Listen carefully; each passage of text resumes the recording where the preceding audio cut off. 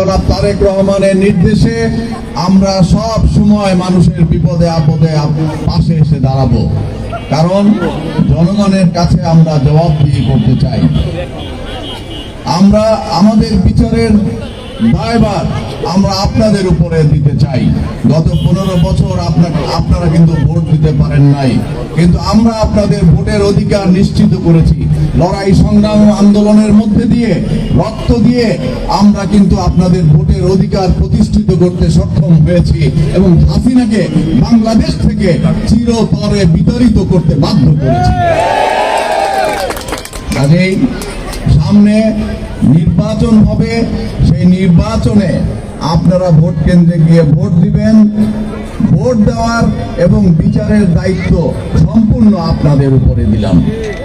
যদি আমরা আপনাদের পাশে থাকি, আপনাদের সেবায় কোনো কাজে লাগি, তাহলে অবশ্যই আমাদের একটা হক আছে, আমাদের একটা দাবি আছে আপনাদের কাছে যে আমরা আমাদের মার্কা ধানের শীষে ভোট আমরা আপনাদের কাছে আশা করি।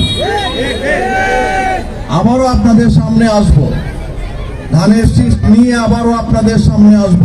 তারপরেও প্রাথমিকভাবে বলে গেলাম, যেদিনই নির্বাচন হোক আপনারা যেন ভোট কেন্দ্রে যেতে পারেন।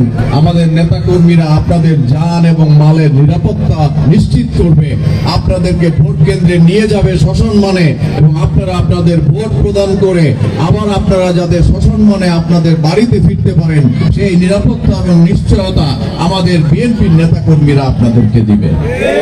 কিন্তু গত 15 বছরে আপনাদের জানমালের কোনো নিরাপত্তা ছিল না।